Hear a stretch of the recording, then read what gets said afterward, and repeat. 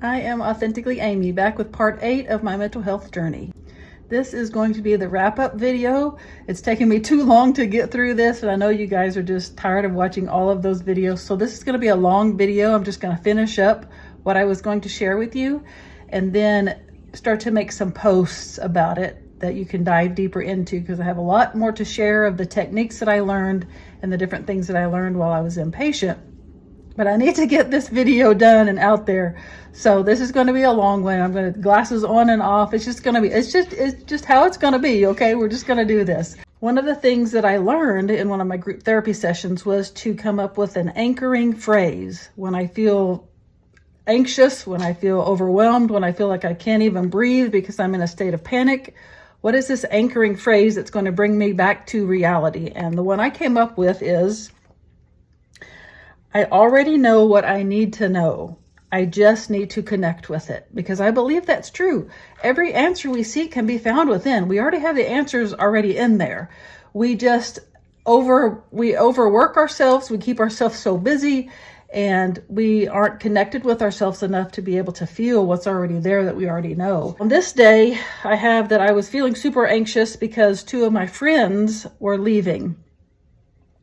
One of the things about being in that confined space with these people, and I can't remember if I already said this or not, but we couldn't wear makeup. I couldn't fix my hair. Didn't even have a hair dryer, nothing. It was completely raw and just real. And you get to know these people on a real and a raw basis after you spend a week with them. And they became my friends, and I came to know them and their stories and want what was best for them and want to help them. We'd sit around, because we had all this downtime when we weren't in therapy. I would sit around and talk about, so what dream did you have last night? What was your crazy dream? Because all of the meds that they had us on, which that's a whole nother story, not going to get into that right now, but all the meds they had us on made us have these crazy dreams. So we would sit and talk about, what crazy dream did you have tonight? And the funny thing is, my hair is just right in my face. One of the crazy things about that is that when we were doing that, one of the days that we were doing that, 2 of the people had almost the exact same dream on the exact same night. There was one small variation, but they had almost the exact same dream in the exact same night. And I thought, that's crazy. But then after I thought more deeply about it, I thought, you know what? I know that has to happen. That has to happen around the world. People just don't know it because they don't talk about it. I asked a friend who's a dream interpreter, and she confirmed that. A couple of the friends that I made, the other patients, it was time for them to leave, and I was really, really anxious about that. I came to depend on them. They became like my little support system, and 2 of them were leaving. And while I was excited for them that they were well enough to leave, it was also producing a bunch of anxiety in me because I was depending on them for support. Not having my phone has been nice, but was very stress-inducing at first. I mean, you can imagine, this is something that you and I use in society, in our business, all the time, every day. And it was taken away from me. I could not use my phone at all. And so that was extremely stressful for me. But I was nervous. This was the day before I was going to go home, or the day I was going home. I was nervous to turn it back on because I knew that all of the notifications that would come through would just be overwhelming. I knew it was going to be a lot. I didn't know it would be 600 or more, but I knew that it was going to be overwhelming, and that anticipation was stressing me out. But I also look forward to the freedom of staying in my own place and sleeping in my own bed. Before I got here, I felt stuck and trapped in life. And I prayed for freedom. I didn't know how to change the way I was feeling and make things different than what they were. So I prayed. I literally prayed for freedom. And it's interesting to me, this thought hit me as I was getting out, that this is a strange way to bring me freedom, because what happened was that I was in this confined space where I couldn't leave and I couldn't make decisions and choices for myself. But then when it was time to go back home, to come back home and leave, it felt like such a form of freedom. I felt so free. And that reminder to me was, you prayed for this. This is what you asked for, but I didn't expect it to come in this way. I'll be getting out tomorrow at this point in my journal. And I can't wait to go outside anytime I want, because I love to go outside and put my feet in the grass and do grounding. And I couldn't do that, but when they said I could. Now coming home, I could do that anytime I want. It has been challenging to switch gears from helping others to helping myself. I already told you, I'm a heart-centered person. I'm all about helping other people. But I realize now how important it is to take care of myself. That's where true healing begins. Ugh, it hits me even now saying that, reading my own words back to me, speaking to me again, to my soul again.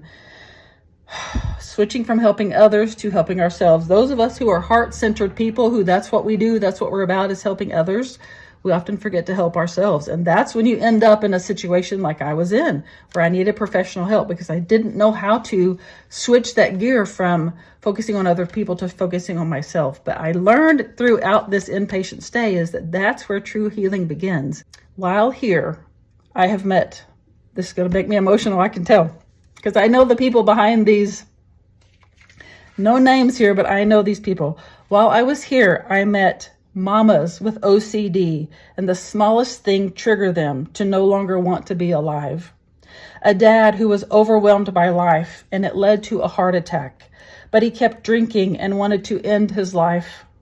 A guy in his late 20s who couldn't cope with life because it was too heavy and used a stimulant to cope. A few alcoholics, a middle-aged woman who was using weight loss injections, and it sent her into a downward spiral where she could no longer function. A mama who gave birth just 3 months ago and is having postpartum depression. A school teacher whose marriage was struggling, and when he lost his job, he no longer wanted to be alive. A couple of people who seem to go from facility to facility like this because they're homeless. A guy with a traumatic brain injury who had seizures and no longer wanted to live that way. And several other people who, like me, just needed a break from life, where they learned to take better care of themselves. It was quite an interesting experience. A lot of learning took place, a lot of uncomfortable learning, and that happens when that is the best kind of learning, is what I'm finding, is that is uncomfortable, that strips you to your core, that removes you from everything that you found comfortable and forces you to dig deep and figure out, what am I going to do now? How am I going to function now? How am I going to do this now? That's where the true healing begins. And that's the place where I am now. But I want you to know that I'm doing well, that I learned a lot, that I'm practicing the strategies that I use. I can't wait to share some of them with you. And I have big plans. I have a lot of these ideas and things that have come to me since taking better care of myself, that these ideas are just flowing freely, and I can't wait to share more of them with you. If you have found this video or any in this series helpful, please share it with others. We want to normalize talking about mental health. We want to break the stigma that it's okay to talk about mental health. That's the only way we can get better, is if we start speaking out about it and talking about it to people that we trust, allowing people to hold space for us in a healthy, supportive way. So I love you all. I'm so grateful for your support and your just encouragement for me to keep going and to keep sharing. I've gotten so many messages from you, private messages, saying how much my talking about this is helping you and helping other people. And I'm just so grateful. That's the reason I share.